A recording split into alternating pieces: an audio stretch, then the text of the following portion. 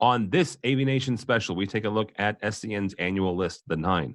These are the 9 most promising and up-and-coming AV industry professionals. We talk to them about getting more young people into the industry and how IT has impacted AV. All that and more. Next on this AVNation special. The network for the AV industry. What are you listening to? This is AV. This is AVNation. This is AVNation. This is an AVNation special. SCN the 9, Part 2. This is an AVNation special. My name is Tim Albright. I am your host. What happens every year at SCN, Sound System Contractors News, is they pick 9 of the most up-and-coming audiovisual professionals. They call it the SCN the 9, and this year's is the future of AV from the article. Quote, unquote, they're bold, they take risks, and they seek to build relationships. So what we've done, since there are 9 of them, and personally, as a podcast host, I think that's a lot of people to have on a show. So we kind of split them up.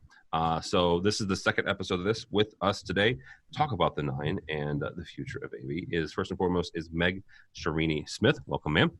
Thank you. Hi. Also with us is Samantha Tazinski from NEC. Welcome. Hi, thanks for having me. Absolutely. And last but not least, Kyle Kennedy comes to us from the East Coast and VCA. Welcome, sir. Hey, nice to be here. So let's kind of break this down for a little bit. Sammy, I want to start with you on this. They call this the future of AV, the SCN did. What does this mean to you, both professionally but also personally, to get included on this, this annual list of just 9 AV professionals? Well, it was such an honor, honestly. When I heard, I was actually super surprised because I've only been in the industry about a year. So all of this was very new to me, and to hear that I got, put on this list meant so much to me, to be able to come home and tell friends and family, this is what I do. This industry celebrates people, celebrates young professionals, and it just meant so much to me. Does it help you? You mentioned telling your family. The one thing that a couple of friends of mine still joke that their parents still think that they fix VCRs. Does it help? An award like this, yeah, it is, but it's hard, right, to describe what you do. Does an award like this help, the people that your friends and family kind of describe what it is that you are involved in on a daily basis? Yeah, definitely. So it, helps show my parents. They come from Poland, so for them, it's a little harder to understand, when they hear NEC or they hear AV industry, they just go TV. So it definitely helps, show them that this is what I'm part of. It's such a great, big industry. There's so much that is included in it. And so, yeah, it definitely made them so proud. And, my mom was posting the picture everywhere to her friends and telling them, look, it's the AV industry. So it definitely helps. Awesome. Meg, you've worked in a couple different aspects of the industry. What does this mean to you as a young AV professional? So I've been in the industry for coming up on almost 9 years. So I joined right out of college, but I came out of the entertainment field, so audiovisual and large entertainment, Las Vegas, and then did tour and then wound up in Pro AV. And what it meant to me, number one, was it was very humbling. And it felt really nice to know that my community saw something in me that, that they thought it was enough that I got this. So it was a big confidence boost. And it also felt like, oh, hey, I'm not, maybe I'm, shaking the hornet's nest in the right way. So it definitely helped illustrate to some folks, especially my family, about like what it is that I do and sort of how I've built my my community up in this world. Because when you say like audiovisual and theater and stuff, I think you get a lot of eyebrows raised, like, what are you going to do with an art degree? And I'm like, well, I'm going to do this with an art degree. So it helped them illustrate that I was, doing really well, and that they were very proud to hear. So personally, for me, it was it felt really nice to be recognized. It's interesting. I believe you were the second person I've met in this industry that started out as with an art degree, an art major. Yep.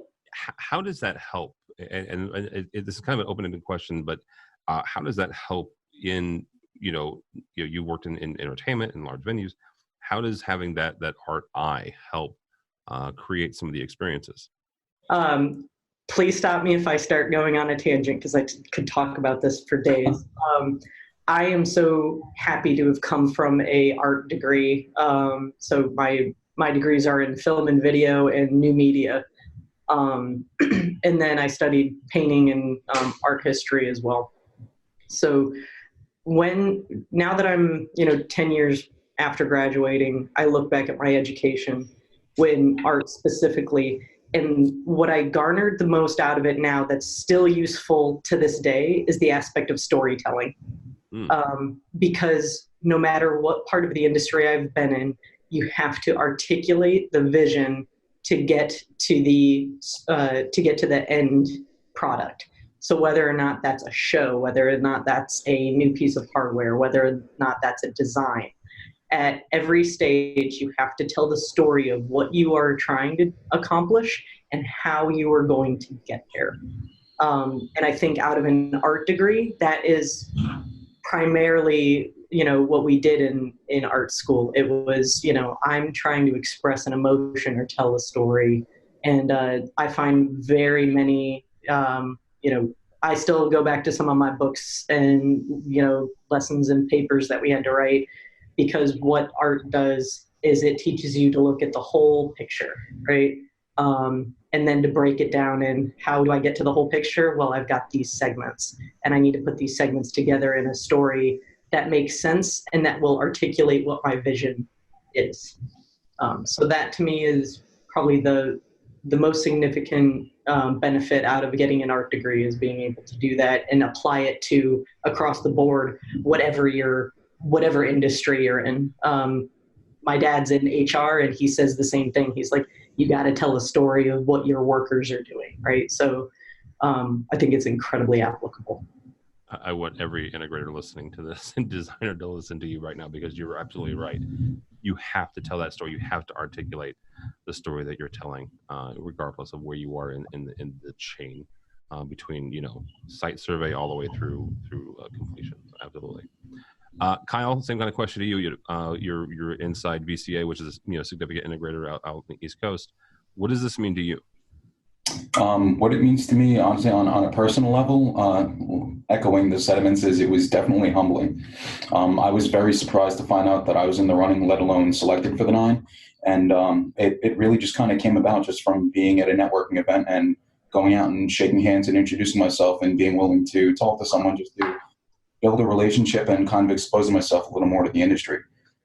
So it's definitely humbling. It was surprising, being that I've only been in the industry for about I'm going to say about a year and 6 to 8 months or so at this point. So it's been a learning curve the whole way, and professionally, it certainly gives me a little more confidence as far as what I'm doing and my position in the industry. Because I came in as basically as a sales specialist. I was making calls all day trying to talk to people about our service department, because we have a pretty good retention record, and we wanted to expand on that offering and bring in more contracts.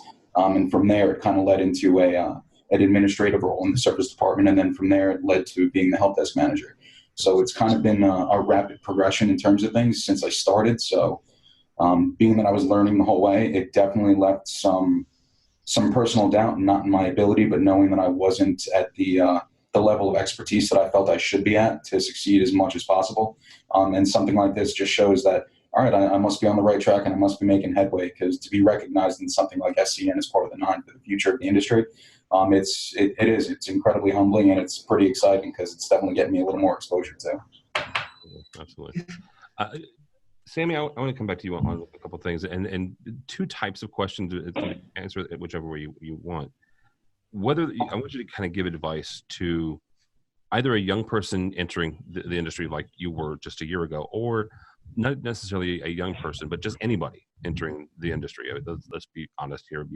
As our society has evolved, I'm a Gen Xer, right? And which means I'm significantly older than all three of you.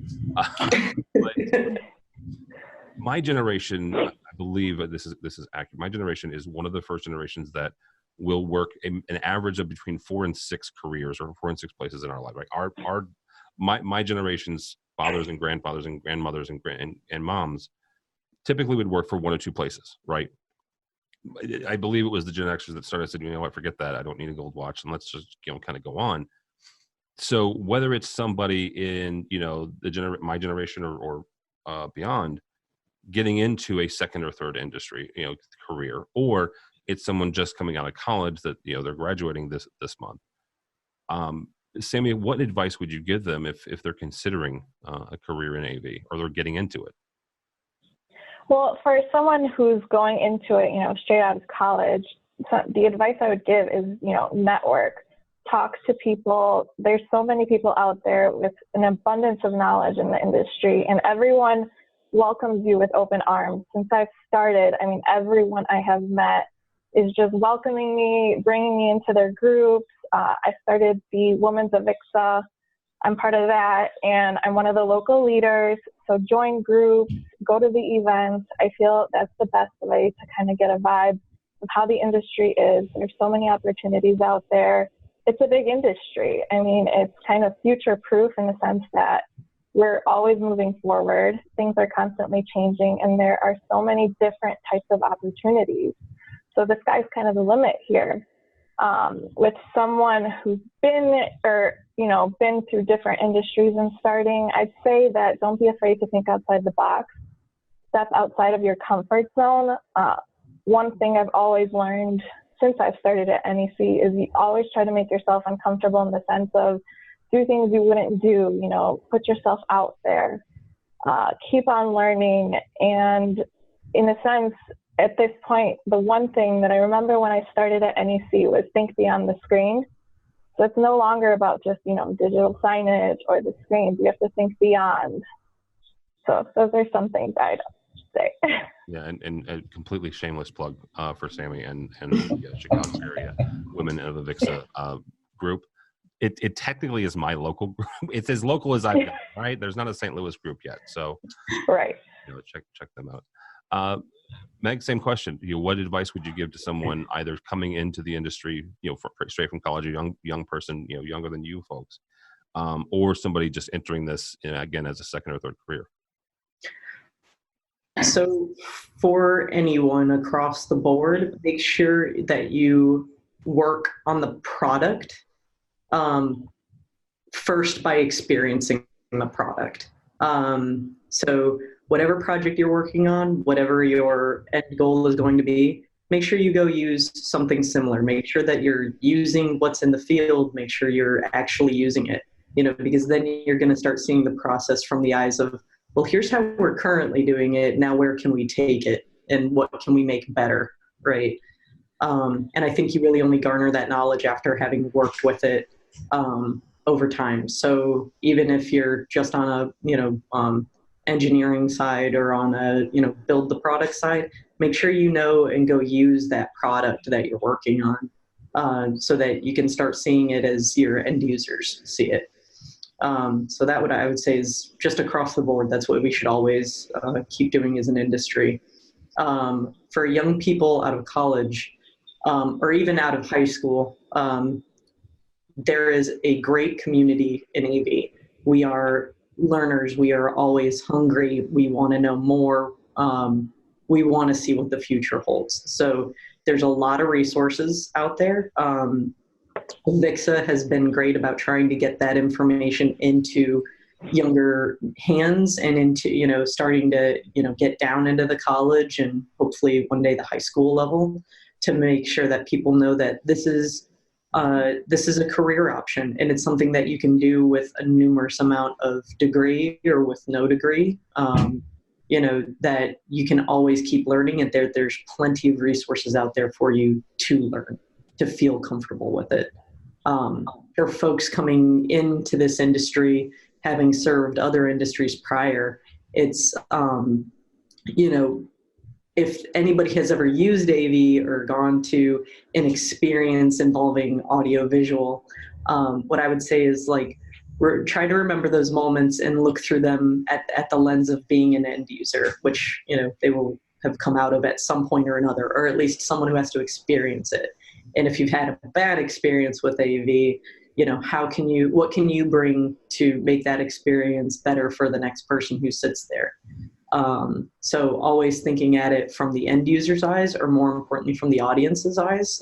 In a lot of my cases, that's where I have to sit. Is if I'm going to sit here and experience this, that what do I want it to be, and then move from there. Absolutely. Kyle, you have the last word on this. What advice would you provide to a young person or to a person getting into the industry brand new? Actually picking up on what you were saying earlier, Tim, one of the biggest things for someone who's just getting out of college now versus, I guess, their grandparents when they were coming up in the professional world is that you can't really rely on working for one company for 20, 30, 40 years and then retiring happily with enough resources to live comfortably for the rest of your life. On average, for anyone who's, you know, my age to younger than my generation, you're really looking at trying to make a shift. Honestly, every 2 to 3 years. If you're topping out, then it's time to look for something else. If you're not happy with where you are, it's time to look for something else. If you're not being afforded the opportunities that you are ambitious enough to go for, it's time to look for something else. The biggest avenue to being able to do that is in anything that you're doing, make sure that you're A, putting out a good product because your name is on what you're doing for the company you're working for, and B, make sure you're learning as much as you can along the way. Because while you're accomplishing everything you're accomplishing where you are, you want to make sure that you're always ready and setting yourself to take the next step, whatever it is, and wherever that opportunity presents itself. In the industry I came from, I jumped around every 3 to 4 years on average, as I kept finding myself either plateauing, hitting a ceiling, or realizing that I needed to be somewhere else in order to make a better move, in order to make different transitions in life. So that's definitely some piece of advice I would give to someone just getting into the industry or out of college. For anyone who's transitioning into this industry now, having come from previous places of employment in different industries, learning is the best thing you can do. I mean, I came from outside of AV, and for the first couple months, while I was making phone calls, I had Wikipedia and I had Google open in 2 separate tabs. So if someone brought up, oh yeah, blah, blah, blah, and they started talking about DHCP conflict issues, I could get up to speed on that and realize why there was MAC issues when it comes to DHCP content. When it came to different handshake methods and stuff like that, it's just like EDID. It's things that you may not have been exposed to, but once you read it and once you understand it, it's something you take with you and it's a building block to move forward with. So even if it's a new industry, don't be hesitant to just dive right in, because as of right now, there's really no formal education for our industry offered through any higher learning institution. So everybody's coming from somewhere else and then getting up to speed as they go. So don't be afraid to do it. It's what the rest of us are doing. Yeah, absolutely. Meg, I want to come back to for you a second, and Sammy and Kyle, you guys feel free to jump in, but Meg's been in the industry a little bit longer. Would you find, and we've talked a little bit about, you know, the fact that none of us will work for one place or one company for the majority of our life, right? Right. However, and you haven't either, but you've been in the industry since you graduated college. Do you think that this industry, more so than others, tends to be stickier? Yeah, we may not work for the same place all of our life, but in some way, shape, or form, we will still be attached to AV.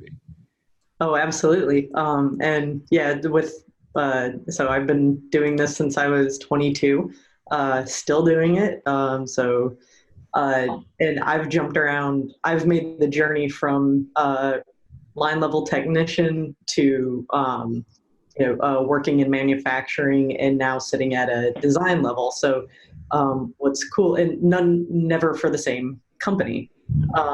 So it's always a journey, but everybody's, when you start going to these trade shows, so for you newer folks to our industry, when you start getting into your 5th or 6th Infocom or your 10th NAB, what's funny to me is sitting when we go to those shows now, it's like, okay, every 2 years, everybody's going to take a step to the right, and you'll see, person who worked at this booth last year is going to the next booth next year.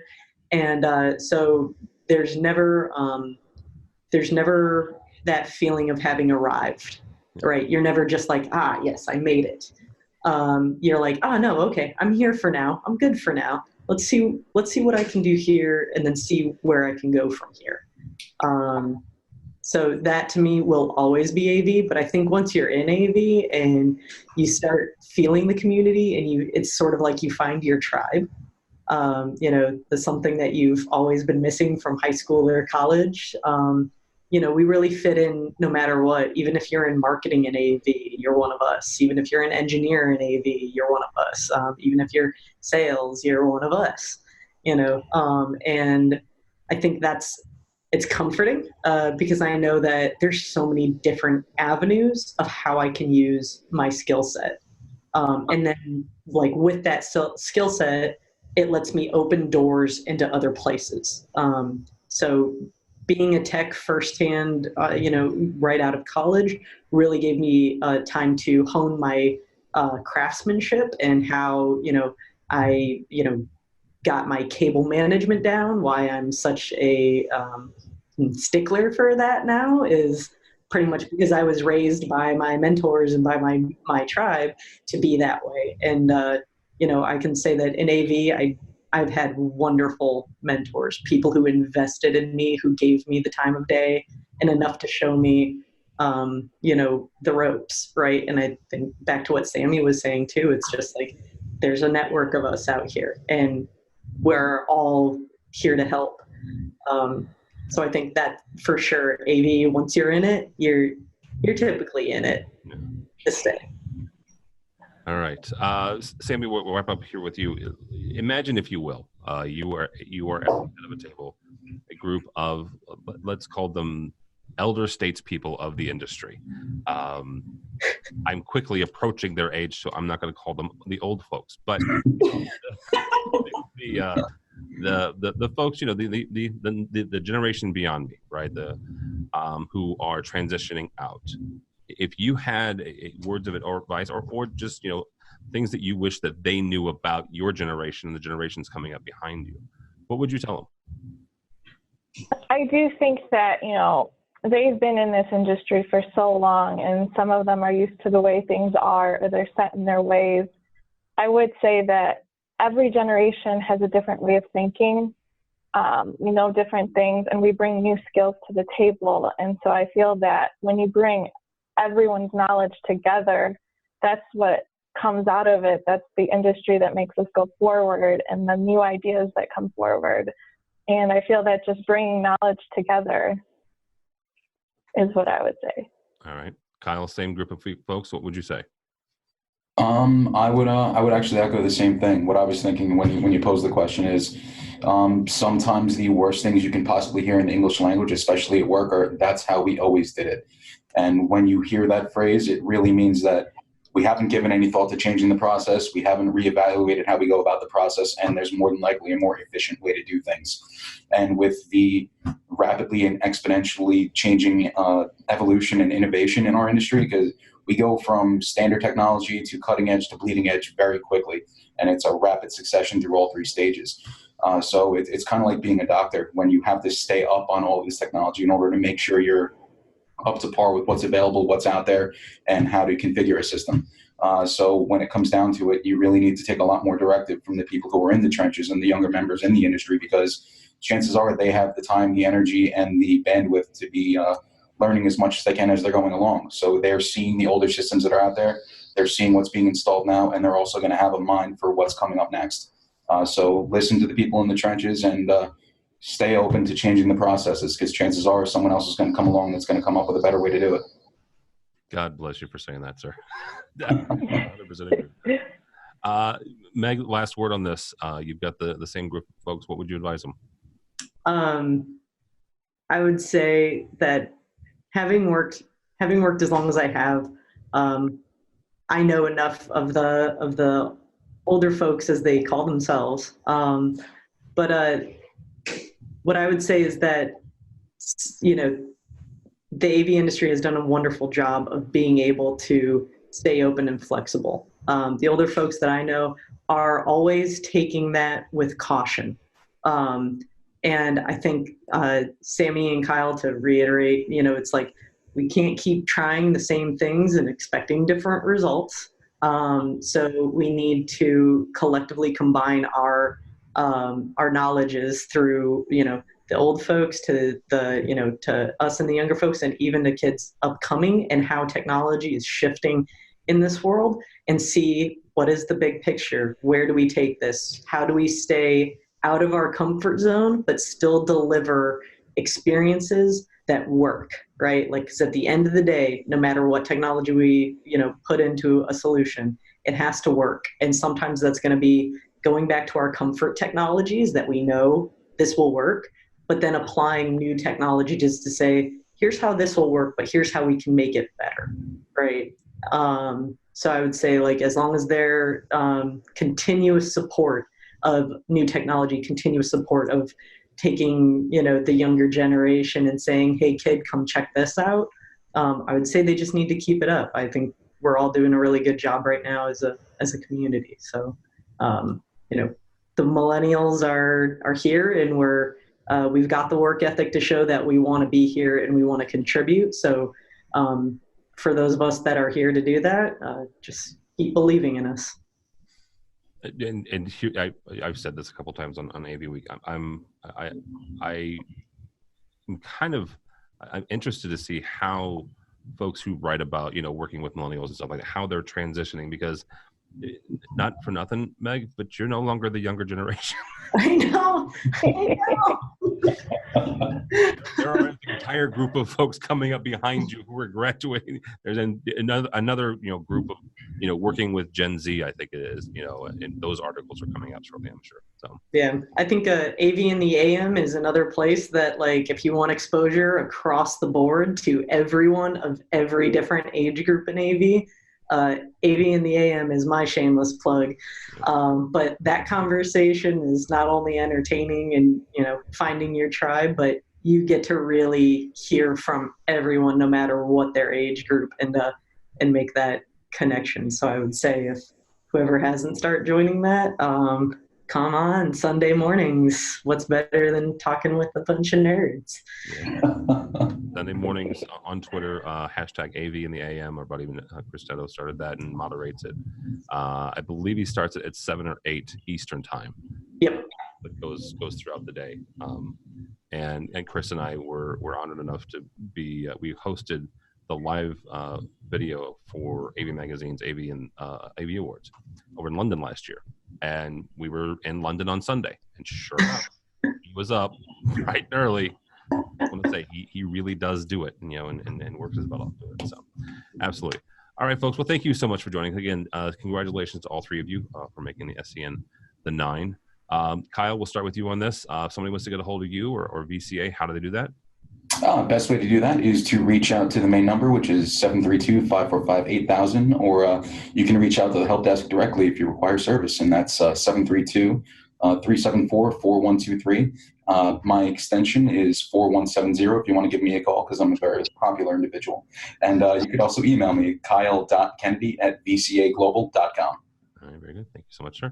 Meg, thank you, ma'am. How do people get a hold of you on the Twitters? Because obviously you're on there for following AV in the AM, but how do people find you if they want? Yep. On Twitter, I'm at Machina Meg, or Meg X Machina, and LinkedIn, Meg Shireen Smith. Best way to get a hold of me. Mm-hmm. Very good. And Sammy, you are with NEC, so thank you so much. So how do people find you or NEC at Infocom next week? NEC at Infocom will be at booth 1600. And for me, you can find me on Twitter at NEC_SAT. And you can also find me at LinkedIn, which is going to be Samantha Sazinski-Strizak. So long name to remember. That's all right. We'll put links to all those on this episode's page as well. Thank you all so much, and again, congratulations for AVNation. Don't follow me on the Twitters. This will post on Thursday, and at this point, this Blues fan is going nuts. So that's what you'll get on Twitter is if you follow me. But for AVNation, you'll find AVNation at avnation.tv. That's avnation.tv. you'll find this program and a host of others, including our 2 weekly news roundups. One is AV Week that I host, comes out every Monday, and Resi Week, which looks at the residential side of the AV industry. All that and more at avnation.tv, avnation.tv.